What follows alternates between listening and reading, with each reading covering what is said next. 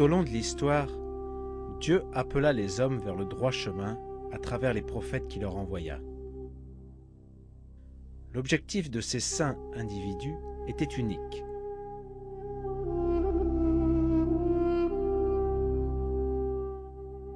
Amener les hommes à croire en Dieu et à le servir lui seul.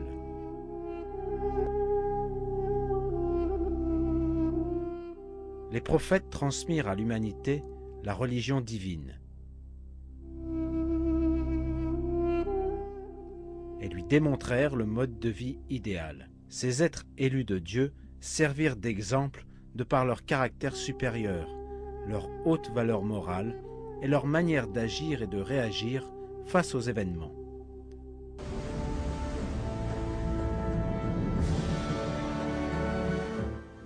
Abraham et Lot furent deux de ces prophètes. Dans le Coran, Dieu dit de ces deux prophètes: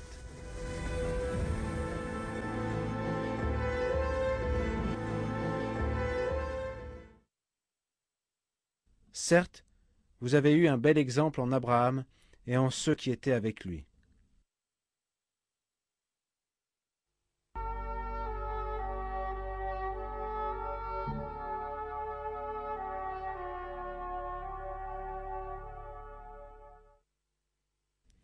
Et Lot, nous lui avons apporté la capacité de juger et le savoir, et nous l'avons sauvé de la cité où se commettaient les vices. Ces gens étaient vraiment des gens du mal, des pervers, et nous l'avons fait entrer en notre miséricorde. Il était vraiment du nombre des gens du bien.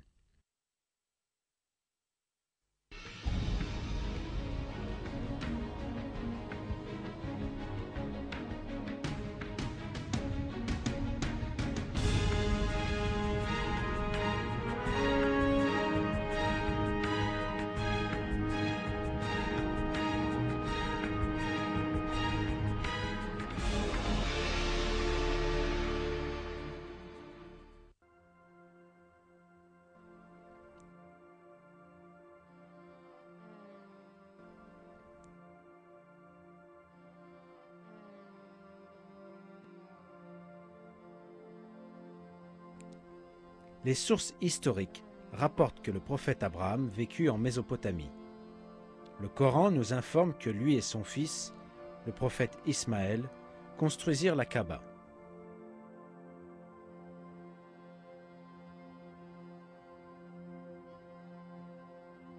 Cela confirme bien que le prophète Abraham vécut dans le Moyen-Orient. À cette époque, quasiment toutes les tribus du Moyen-Orient pratiquaient des rites païens. Elles adoraient soit des statues qu'elles façonnaient de leurs mains, soit des corps célestes tels que le soleil et la lune. Les découvertes historiques et archéologiques prouvent qu'effectivement, la région avait des croyances païennes. Les excavations archéologiques permirent de mettre à jour un grand nombre de restes de statues faites de pierre et d'argile servant d'idoles. Des temples connus en tant que ziggourats furent également découverts.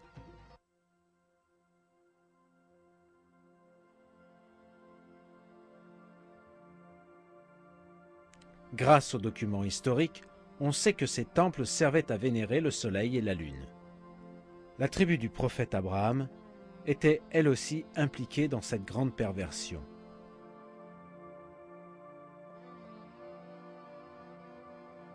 Ils fabriquaient des statues de leurs propres mains et ensuite les vénéraient inconsciemment. Ils s'adressaient à elles dans leurs prières, ils imploraient leur aide, ils espéraient leur assistance alors qu'évidemment, elles ne pouvaient rien pour eux. Ils allaient même jusqu'à craindre ces morceaux de bois et de pierre. Dieu révéla à Abraham qu'il était le créateur de tout ce que contient l'univers.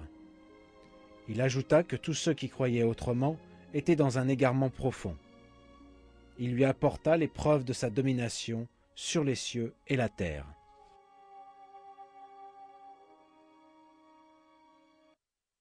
Ainsi avons-nous montré à Abraham le royaume des cieux et de la terre, afin qu'il fût de ceux qui croient avec conviction.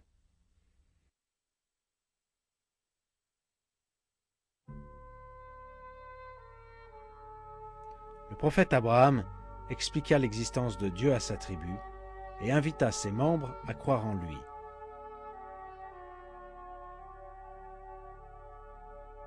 Ils rejetèrent les vérités qu'il leur présenta sous prétexte qu'ils obéissaient à la religion de leurs ancêtres.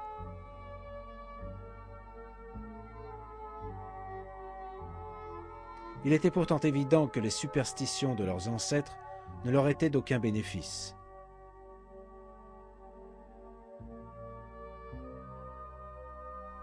Dieu révèle la position de ceux qui aveuglément adoptent les croyances de leurs prédécesseurs.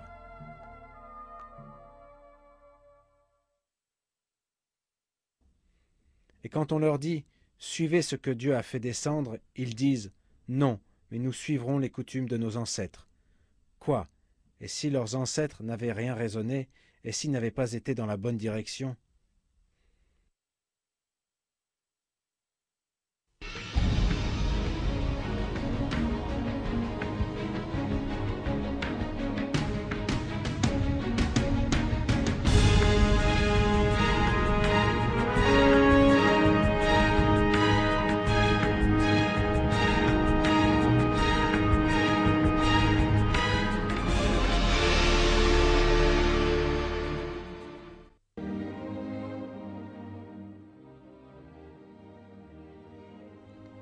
Dieu mit à l'épreuve le prophète Abraham. Il le récompensa ensuite pour son obéissance en lui accordant la prophétie.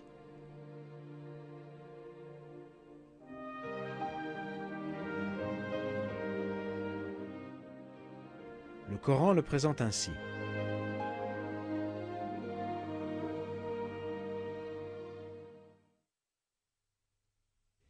Et rappelle-toi, quand ton Seigneur eut éprouvé Abraham par certains commandements et qu'il les eut accomplis, le Seigneur lui dit, « Je vais faire de toi un exemple à suivre pour les gens. » Et parmi ma descendance, demanda-t-il, « Mon engagement, dit Dieu, ne s'applique pas aux injustes. »